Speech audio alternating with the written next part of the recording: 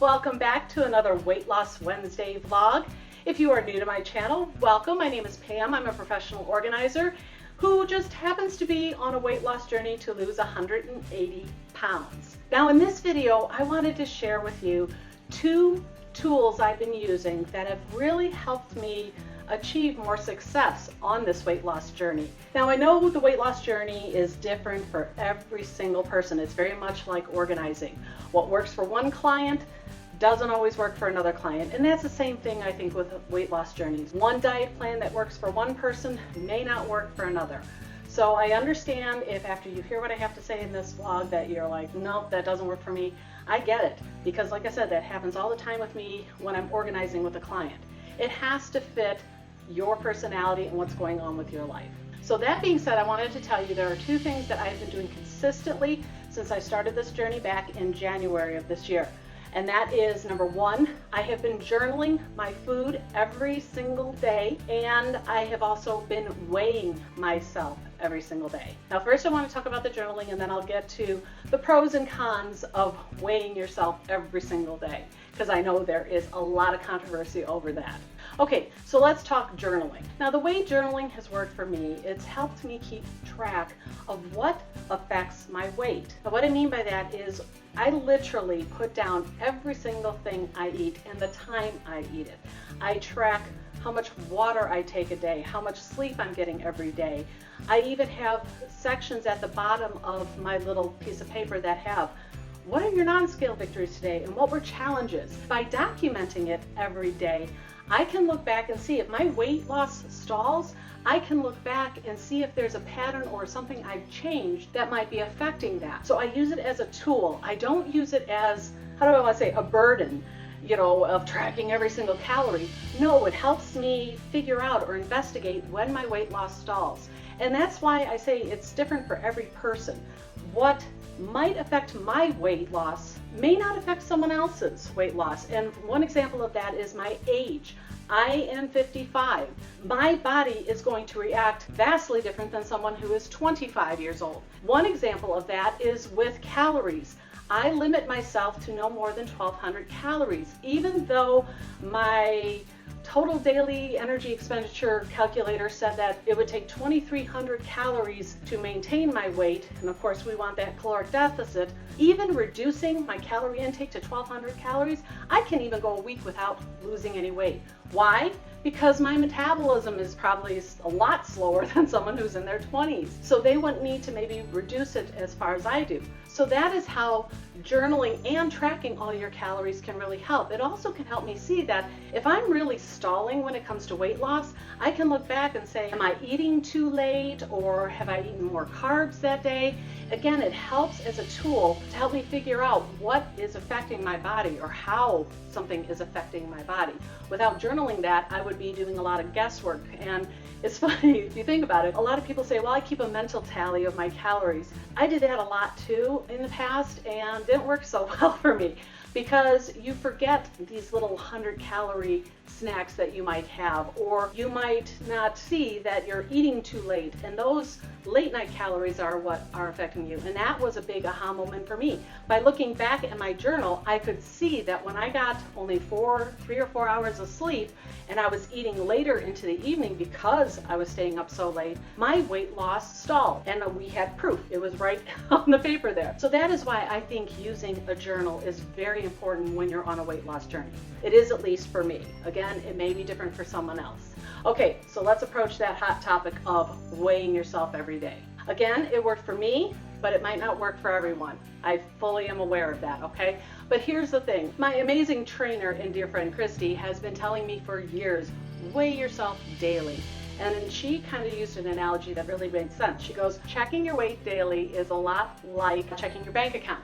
Would you go months without checking your bank account and then be surprised if you were overdrawn? Same thing kind of applies to scales. You know, if you don't look at your scale regularly and often, your weight can get out of control. That happened with me. Christy often called me an ostrich. She says, you keep putting your head in the sand. You don't want to look at it. And I'm like, yeah, if I look at it, I had to face it. Now I want to stress, I use it as a tool only. I put very little value on that number other than as a guide to help me figure out what's going on with my body. I actually took one morning where I stepped on the scale, got the weight, and then took 8 ounces of water and stepped back on that scale. And with that 8 ounces of water, I actually gained a pound. All right, I hadn't put 1 calorie into me yet I gained a pound with just water. So I know the scale is not the end all and be all of numbers that you should be focusing on. It's a wonderful tool to teach you how your body is reacting to what's going on in your life. It helped me realize that eating late was really bad for my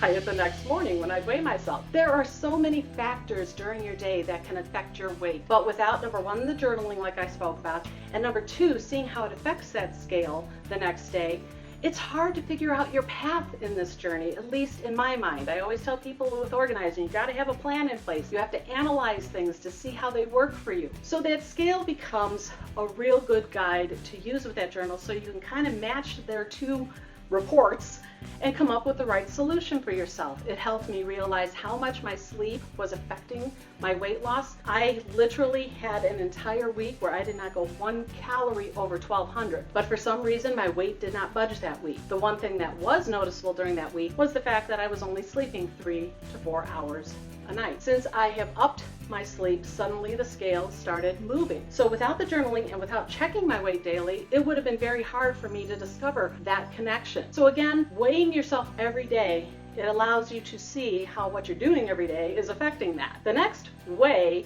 a scale helps you on your weight loss journey is it keeps you on track. Now for me personally, I have the hardest time at night resisting snacks. That is my go-to time, and that's when I have most of my cravings and everything like that. But when you know you're going to be weighing yourself the very next morning, it helps me avoid that temptation when I know I have to get on that scale the next morning. And then there's one very important way that scale can help you if you are stepping on it every morning. I have tracked every single day's weight, and I put it on an Excel sheet, and then I did a little bar graph. And what that helped me do was figure out how my body loses weight. It wasn't a straight line down.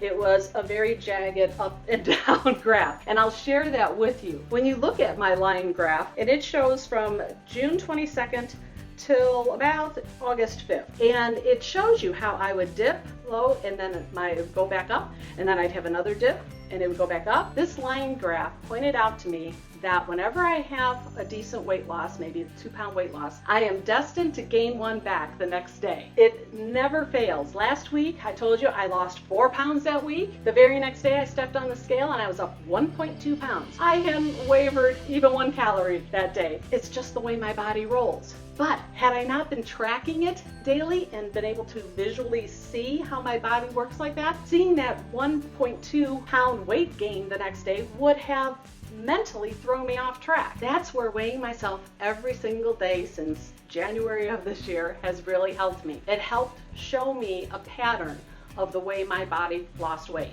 Lose 2 pounds, you're going to gain a pound for a day or two, and then you'll drop it back off, and then you might lose another pound, and then it's going to come back up a pound. If I had waited a week or 2 weeks, like some people do, or waited once a month, and my weigh-in date happened to fall on one of those, whoops, we're going to gain a little weight back day, I would have been devastated. But by seeing daily what it does, when I have those little spikes, I don't freak out about it, okay? I can see, oh, this is just the way my body does it. So last week when I had lost the 4 pounds, I was anticipating 1, maybe even 2 pounds coming back the next day, just how my body does it. It drops it off again, like I said, and by the next week, I might even lose more weight. I'm just saying this is how weighing yourself daily can help you mentally. If I was just doing those once a week weigh-ins on a Monday and that happened to be that one day, I would be devastated. I will admit that's when the scale number gets into your head. When you're weighing yourself daily, it doesn't get so much in your head, which I was really surprised. I fought Christy over this for many years. She's been telling me for 6 years to weigh myself daily, and I kept saying, yeah,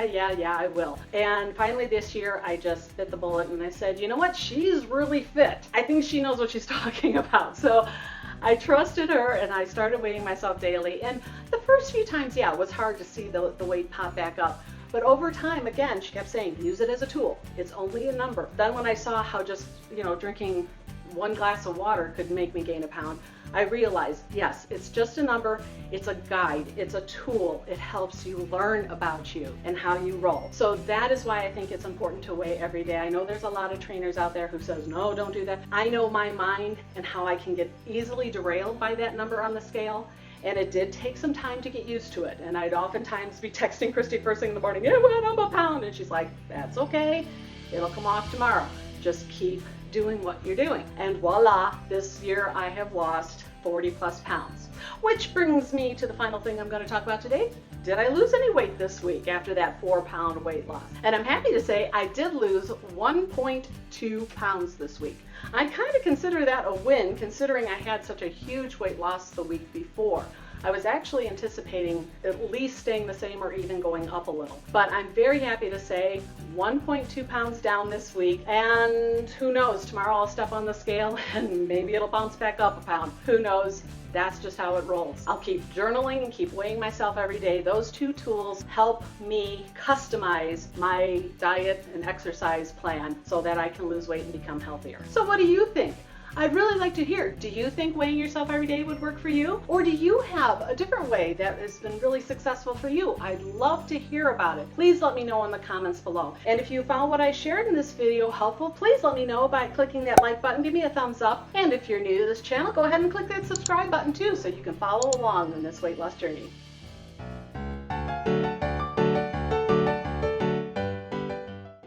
I hope this week's vlog was worth the wait. Oh, I got so many more. I can't resist. Some people say weighing daily is not the way to do it. Sorry. I love you just the way you... Get it, way. I know, I got a voice for the shower. Sorry. I have more tips. You're just going to have to wait and see. On a scale of 1 to 10, where do you weigh in on this topic?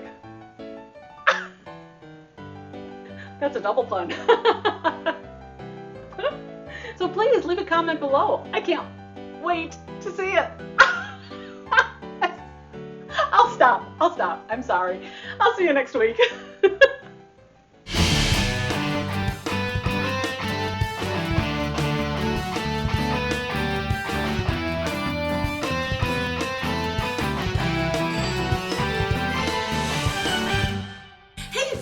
Video, why don't you check out one of these over here? And don't forget, the links to my socials are found below.